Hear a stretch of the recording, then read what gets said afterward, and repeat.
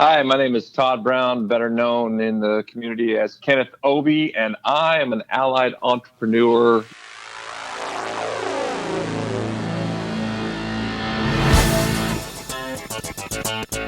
And hello, Out Bosses. Rhodes Perry here, and welcome to this week's episode of The Out Entrepreneur, a weekly podcast where I get to interview today's most inspiring LGBTQ bosses and allies crushing it in business. And on this week's episode, we have Todd, who is calling us in from Oregon, right? Yes, I'm in Estacada. Okay, excellent. So a fellow Oregonian on the show, and I am super thrilled to be talking with Todd, who is one of our champions, one of our ally entrepreneurs. And if you're not familiar with Todd, as he mentioned, he is better known to his fans as Kenneth Obi. He's an acclaimed narrator for a number of best-selling books. And he started his career thinking he was going to be the voice of horror until an offer came his way that he didn't really read beyond the book's sales figures. So with almost 80 titles available on Audible in the romance genre, and we'll talk more about what that means, he has put voicing horror aside to go full-time in a genre he never even considered. He's excited to share his story with fellow outbosses. And at the end of the interview, he has a very special offer for those of you interested in listening to some of his work. So Todd, thanks again for being on the show. Mm-hmm. To kick things off, why don't you tell us a little bit more about being a narrator in the genre that you're in, as a business, and what makes it unique? Well, for one, the best and most unique part of it is I don't ever have to worry about a traffic report. And I get to decide that today is a good day to take it off and spend some time with maybe friends, families, or the dogs and do something that I want to do versus work. However, I'm not as good at picking those times as I should be because I spend 7 days a week, pretty much day in, day out, month after month, working. If you're not working and you're an independent, then you're obviously not earning. It's a challenge. But, staying at home, I don't have to deal with a lot of the hustle and bustle. The worst thing I ever have to deal with is the occasional negative review, and that's just part of entertainment. So if you can't handle those, you're in the wrong business. Totally. Yeah, and I love what you're talking about, not having to worry about a traffic report. When you have the luxury or the privilege of working from home and making your business succeed, and having that freedom, just to kind of, make your own schedule, it's awesome. And like what you said too, chances are when you're doing what you love or you're really enjoying the work, it's sometimes hard to have those boundaries of deciding, this is when I'm going to stop today and I'm going to spend time with my family or, just have some me time, whatever it is. That can be pretty difficult. Now, you have a really interesting background. You talked about wanting to be the quote unquote voice of horror. So like horror genre writing and things of that nature.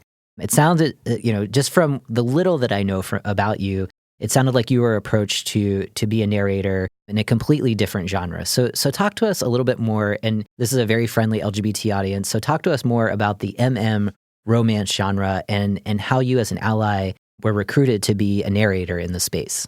Well, I had just finished up doing a series of paranormal romances, including a title called Ruby and the Beast. And it had gotten some fairly positive reviews and some good attention, and a couple more offers started coming in. And out of the blue, I get an offer from this one lady, and I looked her up on Amazon, which is what I do for any title that I'm getting ready to go into, consideration on, because most of the authors that I work with are independent. And they can't afford to pay per hour costs out of a studio. So they will embark on what's called a royalty share deal. So, if the book does well on Audible, we both get paid and we get an equal share of the revenue that comes off the title. It's not a good choice to select a book that doesn't sell. Mm-hmm. So I looked up her numbers and they were really good. And I was like, absolutely. Be happy to do the job. She sent it to me. I just skimmed through it. I don't do a lot of hard reading on a title that I'm going to do because I like to sort of let it take me on the journey so that I can throw myself into it a little better. And I get to the first, what we'll call romantic scene, is just the first intimate scene. And I'm like, hey, there's no girls. Yeah. And for me, that was different. Yeah. So I listened to the playback of this scene and I was like, oh dear, this sounds horrible. It sounds like a very nervous straight guy trying to do what is, in a sense, a gay love scene. And I'm like, all right, I have to stop everything. I have to recut this. I have to do it over again because I can't let it go out like this. There was no heart. There was no passion. I mean, it was just very flat. Yeah. So I recut the scene, finished up the book, sent it off to the author. And I thought, well, I'll never hear from her again. And I was also going, man, how much of an audience can there be? I was curious. So I thought, well, I'll wait and see because it's going to go on sale eventually. And it did. And 4 days after it went on sale, it had outsold my entire catalog for the month combined. Wow. In 4 days. Wow. It was doing gangbusters. And I'm like, wow. God. That was my response. And I'm like, okay. So I called my producer that had helped produce my horror books when I first ventured into Audible with my titles. And I was like, John, hey, here's what's up. And I kind of run it down to him and he goes, dude, your zombies and gay romance built my new production studio. Wow. Because this is a very hot genre. Wow. And I was like, do you think I can do it? And he goes, you have acting experience. You've got radio experience. It's up to you, but I think you could slam dunk this. And I was like, okay.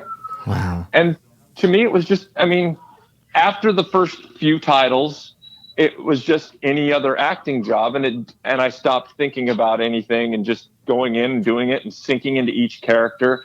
And there's a variety. The deeper I got into it, I was sort of sitting back going, wow, this is kind of crazy. I'm waiting to see what my audience reaction is going to be.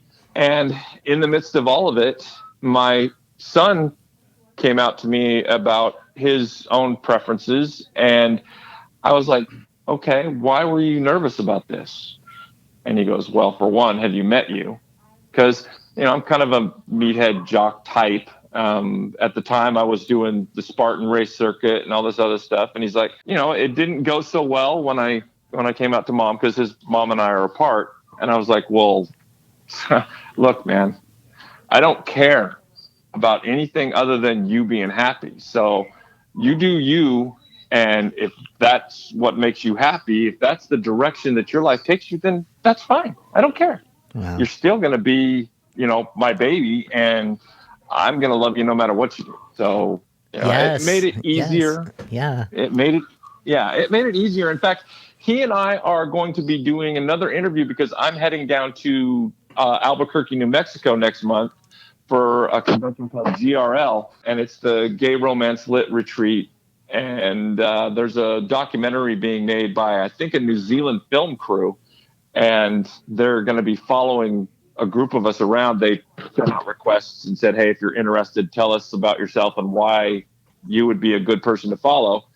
And they're going to follow me, but they also want some background. So I'm actually, after this, I'm going to be sitting down with my son and talking about his life and, just the whole experience that he has and that day that, he and I shared, which to me, I guess it's partial ignorance because to me it was just, my son made a declaration and I was like, and because it doesn't matter. I don't care. Yeah. He's my son. So that's really the only thing that matters.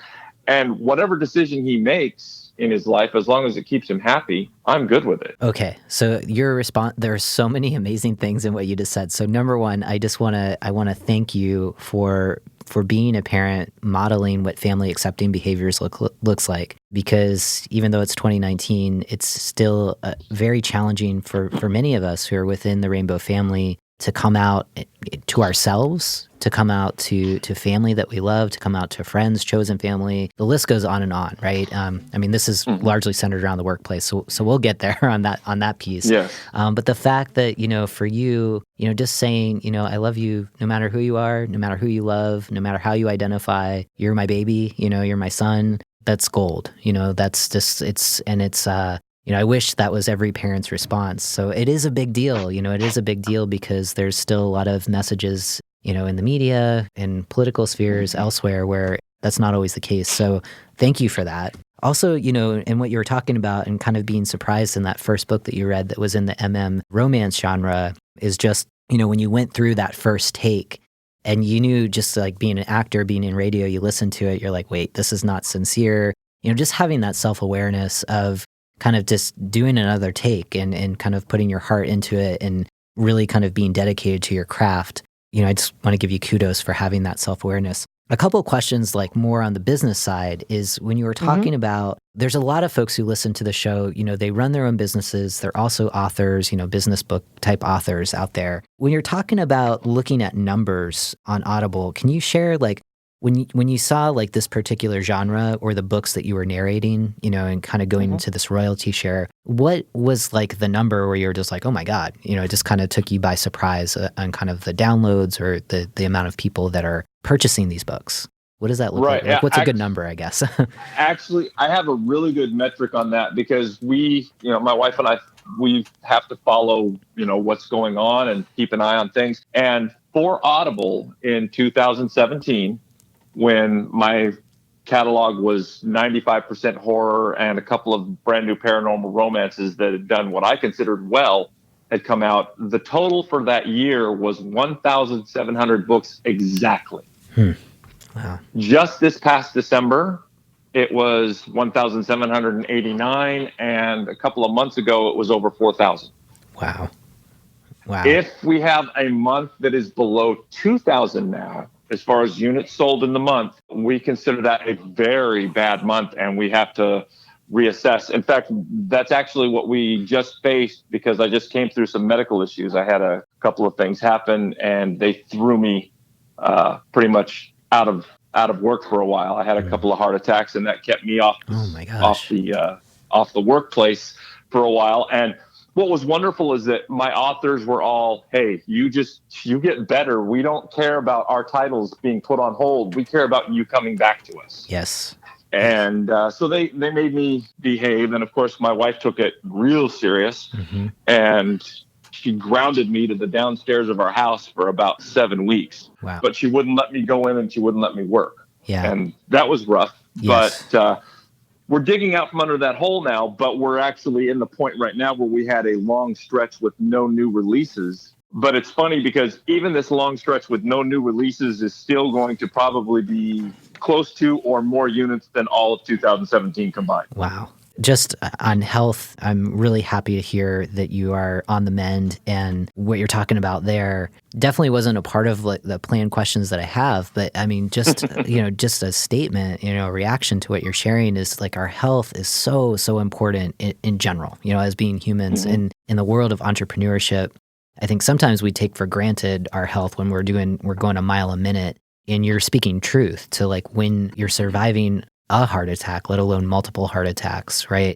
Just to take that time out and kind of reflect, one, like you have to get better. And it's so great that your wife is like, okay, no work, which is probably the worst thing that many of us in the space could hear is like, no work means, there's no revenue coming in, and you're probably adding some stress to that.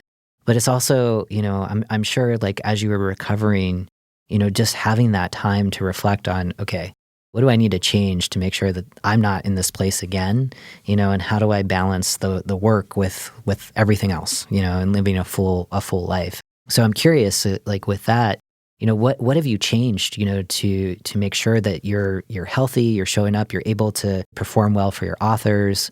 Have you changed anything, or those 7 weeks? A lot of things. Yeah. What does life look like now? Yeah. Well, for one, I could go into my booth and close the door at either 2 or 4 o'clock in the morning, and I could stay in there for 12 hours with very little emergence necessities like a bathroom break. It was a matter of keep going, get another title done. You want to try to have these titles done at this amount of time, and turnover. And now I break it up more. I come out more. I have Newfoundlands and a Border Collie. In fact, right now, during this interview, I'm actually playing Frisbee with my Border Collie in the living room. I do things and get out of the booth more instead of sitting in there closed up. I mean, I love what I do. The voice can only go so long anyway, and there were days that I would go until it would fail, and then get up the next day and do it again. And I don't do that now. I cut back on that amount of time. Also, I try to take a day out of the week and just sort of dial it back a bit, focus a little more on tidying up around the house, planning meals, taking the dogs out. I've got 3 beehives, so I go down and I work with them to try and clear my head, different things like that. But I have taken it a lot more seriously, and I've also made sure not to just say, well, I skipped my workout program, I'm fine. Now I make sure, you know what, I need to get out there. I've got a Peloton bike upstairs. I get on that. I make sure to get my ride in. I've mixed yoga in now to try and get myself more relaxed.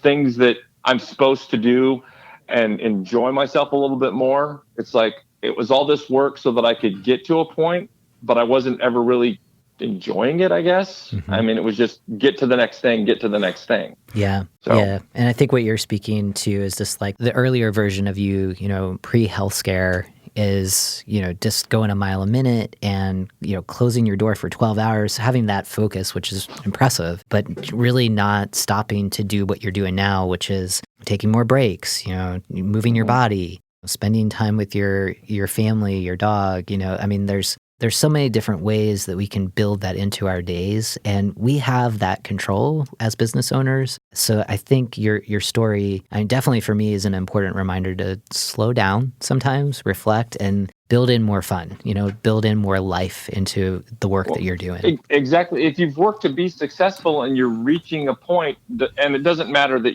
you're never going to reach the point that you feel you can reach, because you're always going to say, well, I can go a little further. I can go a little further. That's part of being an independent business person. But to do that and never take time to enjoy it kind of defeats the purpose. Yep. And that's one of the things that I really learned when I was sitting in the emergency room and waiting for the doctor to tell me what was going to happen next. I started thinking about all the things, I've got my kids, I've got my dogs, I've got a brand new granddaughter, I've got all these things. And I made a promise to my daughter that for my granddaughter, I would be memories and not stories. And I actually have a doctor that put that on my medical records. So wow. I'm being held to it in numerous fronts. Yeah, that's like ultimate accountability right there. I think that keeps you honest to what you're trying to do a little bit different now these days. And again, thank you for sharing that story. I know it's pretty traumatic to live through that. And I think that what you're doing different, I think is helpful for a lot of us so that we can keep doing what we want to keep doing in our businesses. And so on that, I kind of want to go back to talking about for you now in this kind of like new, Todd 2.0, I guess, in your work. As you continue to grow and you become you're continuing to have the success that you're having, how are you measuring your impact and what does success look like now? For me, a lot of it comes from when listeners say that they were swept up into something that they're listening to, that it brought out real emotions. They cried during the sad parts, or I made them laugh. I have a couple of characters that have become sort of beloved by the listeners in areas that I didn't even know existed. And in things that were so new to me. And so I just went into it and said, well, this is how I'm going to play this. And this is how that person's going to come across. And so making those choices that get people to, shoot a message back and say, you know what, I was having a really lousy day and I put on this title because I always get a smile when I hear this character. And to get those notes every once in a while they're game changers. I mean, they make the whole day that much better. And I get them a lot more than I realized once I started scrolling through and looking, and I'd see somebody that would make a post saying, I was having a rough day, and so I grabbed this title by Kenneth Obi, and he made me laugh. And I was like, wow. Yeah, I mean, it's huge. That feels good. Yeah. I mean, the human reaction, the human element, in terms of fiction, sometimes it's hard, I'm imagining, pre-internet, right? Someone puts out a book in the world. Number one, they're probably isn't an Audible book, you know? I mean, let's take Shakespeare, right? I mean, you really don't have that direct connection of how someone's reacting to your work. Whereas where we are now, you know, the power of this kind of feedback loop is most of the titles that you have are on Audible. I mean, that's everything that you do is in this narration. And you're able to see, you know, if you can make the time, you know, that's where you're getting this really valuable feedback. And that gives you life, you know, so building that into your day as well, just like, you know, this is the impact that I'm having. I think that's a great way of how you are measuring your success. So it's beyond the numbers. It's beyond just revenue and profit and all of that good stuff. It's like, I am having a reaction or I am having an impact and this is what it is. And it's all documented for you. So it's what a gift, you know, I mean, and I think that, you know, that's one thing that we've talked about on the show before is that feedback is such a gift and you have a great way of collecting it through Audible. Hi, Outbosses. Rhodes Perry here. As you all know, part of my passion for this podcast is to empower you and fellow LGBTQ entrepreneurs to cultivate a feeling of purpose and belonging in your business, to know you can show up and be the most authentic version of yourself. Purpose, belonging, and workplace culture are concepts I take seriously in my own consulting practice. I'm dedicated to growing the belonging movement to empower leaders just like you, from the largest organizations to the smallest, to build healthier workplaces. That's why I'm thrilled to share everyday practices you can take to build more inclusive workplaces in my best-selling book, Belonging at Work. The book features some of today's leading diversity, equity, and inclusion thought leaders who share some of their wisdom, skills, and stories to give you the confidence necessary to stitch a sense of belonging into the fabric of your organization. To get your own copy of the book, visit rhodesonamazon.com. There you can find a paperback, Kindle, Audible, and hard copy version of the book. Again, that's rhodesonamazon.com. Together, let's grow the belonging movement. Kind of going back to your origin story a little bit, when you got started in business, or in this particular business, you thought you were going to be like a horror genre narrator. Yes. Talk to us, like take us back even further. As an actor, you know, have you always identified as an entrepreneur or, you know, were you working for someone else previously before that? Or what did your career path look like leading up to where you are today? I was actually, I quit my quote day job in 2012 to take writing on full time. Wow. My books had started moving and I wrote a zombie series and it got a nice boost when Kirkman's Walking Dead started taking off on AMC. Mm-hmm. And it went from being something that got us enough for maybe an extra tank of gas that week that we didn't have to worry about, or the electric bill if it was low enough, to allowing me to purchase a house. I mean, it completely changed our life. We were living in an apartment complex that the local county sheriff parked in at night because they knew eventually they'd be there anyway. Mm-hmm. And, you know, now we live in this nice house out in the middle of nowhere in Estacada where it's quiet and we've got our Newfoundlands and, you know, I've got bees in the backyard. I harvested honey last month. I mean, life has completely changed from 2012 to now. I had always wanted to write, but I had been in a lot of relationships where there wasn't a lot of support. Yep. And in 2009, my wife actually gifted me one of my books as a Christmas present that year that she had compiled from my writing. Wow. And things just sort of slowly moved. And that was it. It was a slow, steady move from that point forward. And it didn't happen overnight. And it took a lot of hours. And then out of the blue, my wife says, you need to quit and focus full time on writing. And at the time, we were playing what I called bill roulette, which meant this bill came today, so it's obviously not getting paid. This bill's just a late notice. No. This one's a shut off. Okay, we'll pay that one. Yeah. And she's telling me to quit my job and write full time. Yeah. You're like, and I'm like, are you kidding me? Yeah. She goes, nope, we can do this. And you need to write. This is what you do. This is what you're good at. And it's started to move. So you need to stop wasting time doing other things and just do that. And I had somebody that was there to support me on that. And you know, it made a difference. Yeah. In everything. Yeah. And you hit the nail on the head with that, which is, you know, in the past before kind of meeting your wife, it sounded like you didn't have that support in kind of the relationships that you had. you met your wife, she sees your talent, she's compiling, you're writing, she sees it, and she's lifting you up and encouraging you to take that risk. And, I think sometimes, this could definitely be, we do office hours on the show where we take some of the topics and go a little bit deeper, but really talking about the power of supportive people in our lives, whether it's a romantic partner, a family member, a friend, someone who sees that vision or sees what really lights you up and continues to, gently remind you, like, this is it. This is what you're good at. Keep going. And kind of going from what you were talking about, the concept of Bill Roulette, which I'm getting anxiety and stress just thinking about that, right? Going from that kind of reality to, starting to get some of these royalties and coming in to pay a tank of gas to now it sounds like you're living the dream life, in a lot of ways. And I think that's why many of us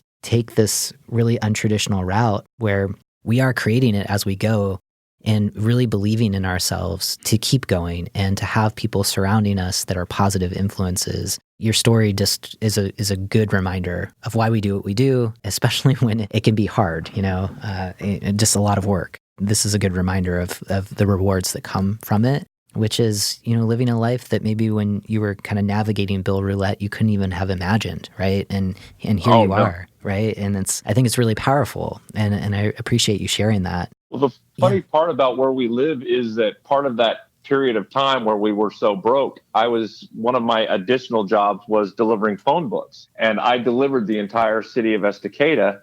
And at that point, when I did the down at the bottom of the hill portion, and I saw a lot of these little teeny houses that have been foreclosed on, I thought maybe someday, and then I went up the hill and there's all these nicer houses in a more recent development. And I passed by this one and there's palm trees in the front yard and it looks so warm. And of course it's November. It's like 17 degrees outside and I'm frozen. And I'm looking at that house going, this is not, no, we'll never see that. That is actually the house I purchased. Wow. That's amazing. 3 years later, that's the house I bought. Yeah. So. Well, congratulations. It sounds like you've had a journey to arrive to where you are today. Your story definitely inspires me, and I hope it inspires our audience as well. Just another kind of question, more business related, knowing that our audience is largely LGBT business owners, what's one thing about the business of books, and specifically book narration, that folks in the audience, especially those folks who have written a book, may not know, but probably should? It is a viable escape from a lousy day. And in fact, I was on a show recently, a podcast that I was on out on the East Coast, and had another author on there, and we were talking about it. And this versus what you would consider, quote, traditional romance, the male-female romance, the reason this genre is catching so strongly, and believe it or not, a majority of my listeners are women, is because there's nobody that needs to be saved. You don't have to have some strapping Fabio type come and rescue some skinny damsel that, can't decide which mansion she wants to live in and has to be scooped up and saved. This has got a lot of very real people, and it brings a lot of the issues that are being talked about to light in a different way that you can sit back and look at them. And it's helped, like I said, it's helped me a lot as far as being able to identify when they're facing, this one, a dirty look from this person or that person. And it made me more aware of it. There's actually a transgender person at a local grocery store, and the lines were full one day, and she came over and opened up the register and said, "I'll take the next person." And the looks from the couple in front of me got me annoyed. Yeah. And I was like, okay, I see things that I wouldn't have paid attention to before. Yeah. Because I caught the look that they gave each other as they pushed their cart up and were almost indignant that this was the aisle they had to go through. Yeah. And I've made it a point now to, talk to friends of mine who may not be as dialed in as to what's going on and say, that remark might have been funny 20 years ago when you didn't know better. Yeah. But things have changed, and you have to adjust to these changes. And in the books, you start to see things a whole different way. And even though they're fictional stories, you can see real people, real struggles that take place in them. And the people that write in this genre, the people that listen to this genre, are very, very defensive about people coming in and being crass or rude. And so it's really, what's nice is that it's created some very positive groups that are very open and accepting. It's game changing to have people step in and be able to be who they are, and whatever it is that that they identify with, without any dirty looks or condemnation or anything else like that. Once a month in my audio listener group, I have a what is your identifying pronoun? I want to make sure that we get it right when we're addressing different people. We just had a person that is in the process of going transgender, which, like I said, this is stuff that I never even knew about as far as on a real level. But he had no family that was there to be of support, and had made a comment. And so I asked for permission first, and then I told my group, I said, look, this operation, this top surgery happens today. Let this person know that you're there.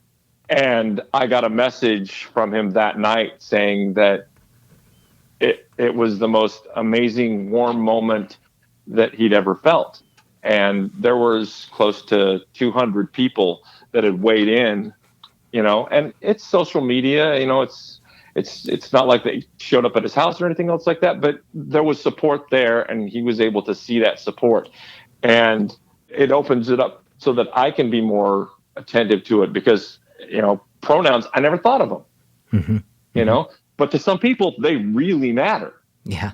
And yep. So it's just a matter of becoming more aware of what's happening in the world around you. And you can say that it's a small part of society, but it's only small because you have not been aware of it up to this point, is what I try to tell a lot of people that I've talked to. Absolutely. I had all of these questions about allyship for you, and I think I could just let you talk for like the rest of the episode about how you're showing up as an ally, kind of going back to just the power of the genre that you're in, but like storytelling in general, when we're lifting up stories of communities or people that are not kind of the dominant narrative, and you were talking about this dominant romance of Fabio and, whatever, like the stories that we're so used to hearing in romance genre.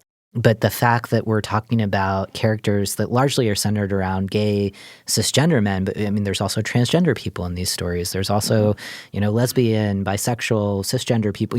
It's this different stories around love, attraction, relationships that we don't traditionally hear. And you have like this insider's view as an ally, as an awesome dad of a gay son. It seems like it's really opened up your world in really fantastic ways. I do want to give a shout out to Jeff Adams, who has been on the show before. He's actually a writer in the MM fiction world, or MM romance fiction world. He's the podcast host of Big Gay Fiction, and I'm wondering if you know him at all. I don't, but okay. That doesn't mean that won't change. Yeah, no, I'm just thinking, there's a connection there for sure. But he was. The reason why I thought of him is when you were talking about the fact that, this is a really hot genre. People are purchasing these stories, they're buying the Audible books, etc. And the fact that, one of the things that he said that stood out for me is that largely cisgender straight women are purchasing these books. And I'm like, really? Yeah. So, you've underscored that. So I'm like, oh, that's cool. I really like what you're saying about some of these stories and how they're helping you be a more aware ally, and even in the support groups that you have of asking people their pronouns, and the fact that you're leading that, how powerful that is. And I'm sure for the trans guy who is in your group, just to get that support, around a really big event, for him and his own transition, the fact that you were able just to kind of encourage other folks to show up for him, huge. So huge. And it makes me want to ask some questions about, just the workplace in general. And I know that in your own business, your home is your office, but, Right. What are some of the other ways that you or kind of folks in your space are serving as allies for other folks, I say in the rainbow family, but for other LGBTQ folks, just to make the workplace a little bit more friendly so that when your son is out there, or if he's out there now, that just he knows he can get a job and show up and be himself and, be respected for what he brings to his work. I know that a lot of the authors get together a few times a year. They put out anthologies. A lot of that money goes directly towards different LGBTQ community functions, organizations, that sort of thing. There's always something going on that is raising awareness. There's always strong support groups for people that are going through different transitions in their life. And they point out a lot of the places that are job friendly. Mm-hmm. They do let people know, hey, this is a really good spot. You can work here and it's not a problem. So there's a lot of that goes on. There's also just people that are there to listen and willing to engage in conversations where people can come out and say something that's getting to them and feel safe. And because most of these groups are closed groups, there's no chance of a backlash. And everybody is very, very protective of each other's privacy. There's outreaches that go on, and I've only been in it for about a year and a half, and I'm just starting to get my feet underneath me and realize the different things that are out there as far as ways to help.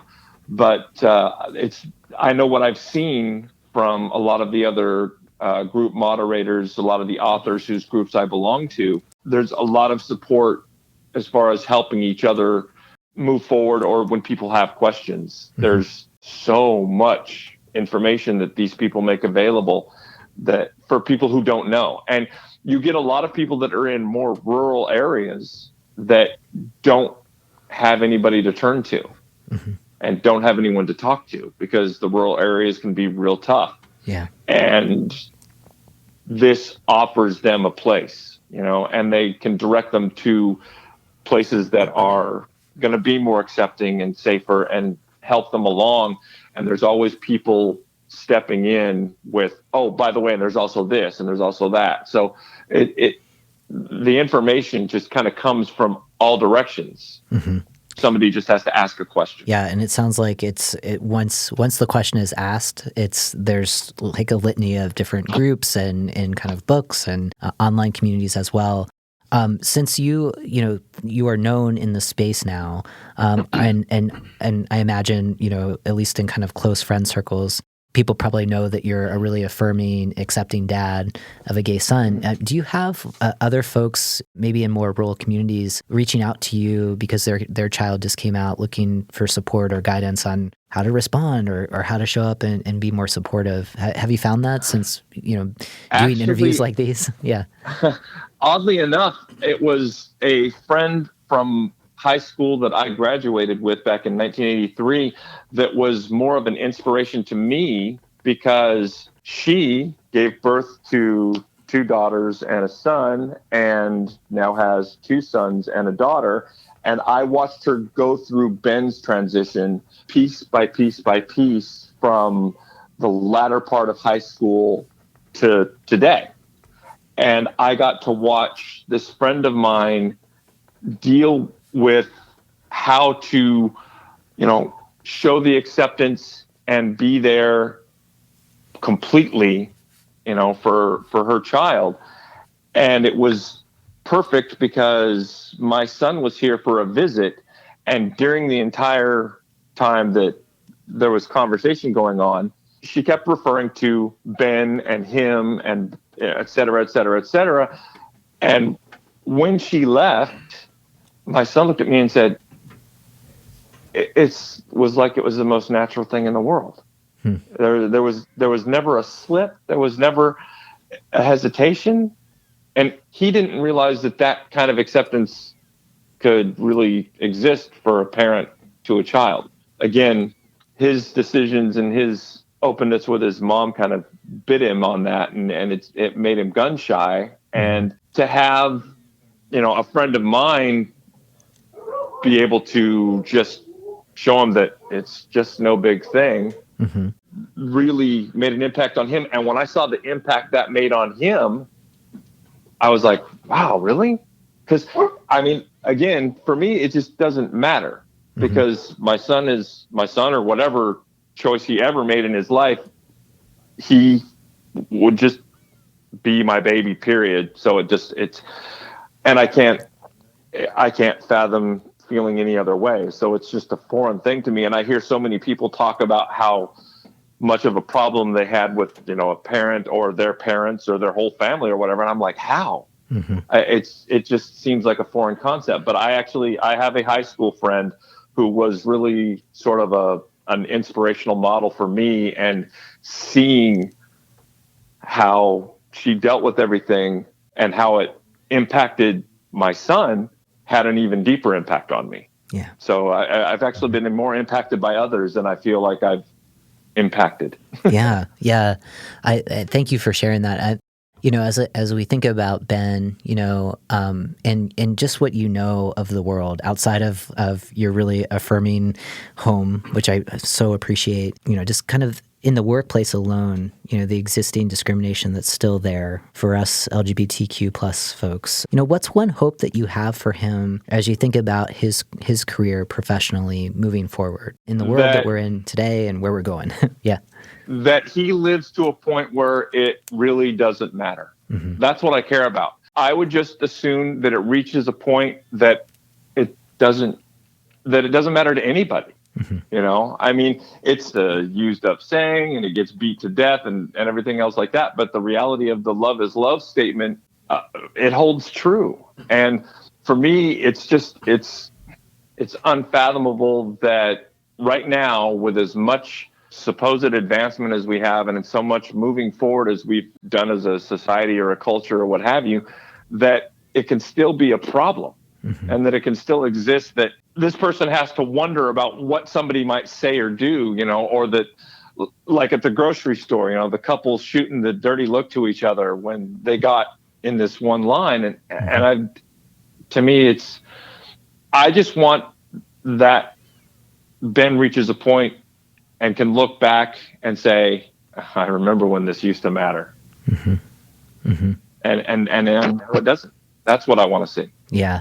I want to see that too. I want to see a day where we can talk about these stories of what we see now and, maybe share them as like, could you believe that this is the way that the world was once, and here's where we are today, and and we're better. I like that vision. I like that hope. And I believe, I wouldn't be doing the show if I didn't believe we can get there. And we can do it with allies like you. And I really mean that. I'm very sincere. I appreciate how you show up, and just in terms of the stories that you've shared today, I mean, the power of, just going back to the power of story and hearing different stories and how that could change our worldview. And just the example that you gave of the cashier, of the transgender woman, just to put yourself, I think that's the power of fiction in particular, is putting yourself in the experiences of another person and trying to imagine what the world would be like if you are a transgender woman interfacing with the public and you don't really have control of who comes down your lane to check out, right? And for you, that was really powerful to me when you shared that, of just, wow, I didn't imagine that, and wow, that would really suck. and to kind of take it a step further of like, you want to see that change, and you're a part of that change. So I thank you for that, and I think that's really powerful. I'm kind of taking it back, just the last two questions that I have are, one, if Ben, decides to, start his own thing, right, his own business, what advice would you give to, LGBT entrepreneurs, potentially Ben, in the future, of just like taking that first step, going back to when your wife said you can do this full time, taking that risk? What advice would you give for folks just to consider taking that first step? A couple of things. One is, know that the hours are going to be long and it's going to take a while, and you're never going to feel like you made it despite however well you do. Whatever metric you set for yourself, you'll pass it, but you'll just push the metric back. You need to temper that a little and learn to accept your accomplishments as they come. And the other would be not just making yourself very available to the community, but also making sure that you're not excluding the very community that you're trying to become a part of. There was a recent incident in one of our groups where a person from the LGBT community came through and just was blasting all these quote unquote straight women who were listening to this fiction. And it's like, how can you be accepted if you want to exclude? So I mean, it's like our group has a very hard, fast rule. If you want to be accepted, you accept everybody as is. And so making that leap towards success, it's going to take everybody. Certainly make sure that you're opening up the doors and letting people in your community, specifically the LGBTQ plus community, know that you're there and that you're ready to bring them in, but also open the doors up to other people so that when there's all this cross interaction, it doesn't seem foreign. It shouldn't feel like it's an experiment, or that you're on opposite sides of a glass window looking at the new exhibit of, wow, that's different. Realize that you're not really different. I mean, there's just not a lot of difference. I mean, it's a preference for who you love, not who you are. Yeah. And I think like kind of just being open and curious and being willing to engage in dialogue is the first step. How another person shows up, if they're showing up with respect and they're curious about you just as much as you're curious about them, you're off to the races, right? And I think Exactly. and certainly protecting yourself. If you're open and curious and maybe you're met with some negativity or worse, it's like, okay, tried, moving on, Yes. And I think that's good advice. And not to make assumptions, right? I think like for folks, we can definitely say for myself, being part of the Rainbow family, we make assumptions just as much as people outside, and that's dangerous. So kind of come with an open mind until proven otherwise, then hang with people and remain curious. I think that's good advice, especially in the world of business. You never know when you put out a product or service, you may have someone in mind. In the male romance fiction genre, you may think, oh, it's only going to be gay men who read this. And, sometimes markets and, human behavior really can surprise you. That's what I thought going in. Yeah, exactly. Right. Totally. And I mean, I'm always surprised in kind of who in my own business, who shows up, who listens. And I love it. Yeah. I love when people prove my assumptions wrong, because that's life. So I really enjoyed this conversation, Todd. I'm sure people are really interested in checking out some of the books that you've narrated. So where can we find you online and how can we support your work?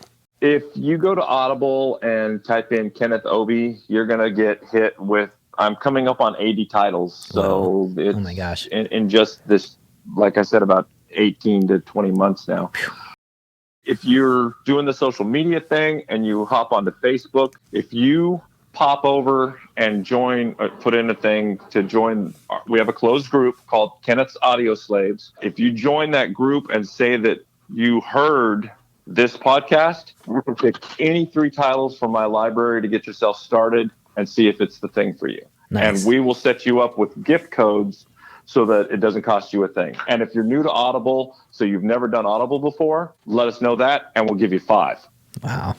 Wow. Okay. All right. That is a super generous offer. So I hope for folks who are still listening right now, definitely go over there, check it out. So it's Kenneth's Audio Slaves, and we'll have that in the show notes. So definitely check it out. I know for myself, I went over to Audible and I was checking things out. There are a lot of titles there. So like you said, Yes. over 80, super impressive. So thank you for everything that you're doing. For everyone who's tuning in, thank you for, again, listening to another episode of The Out Entrepreneur. It's always a pleasure to connect with you and so many inspiring out bosses like Todd. So ally bosses as well, like Todd. So, if you haven't yet, please consider subscribing to the podcast, leaving a rating and review. It's one of the best ways to get the show out there and to make sure it's helping more out entrepreneurs and ally entrepreneurs. And as always, my parting words for you is keep being your authentic selves 100% of the time. And I'll talk with you next week.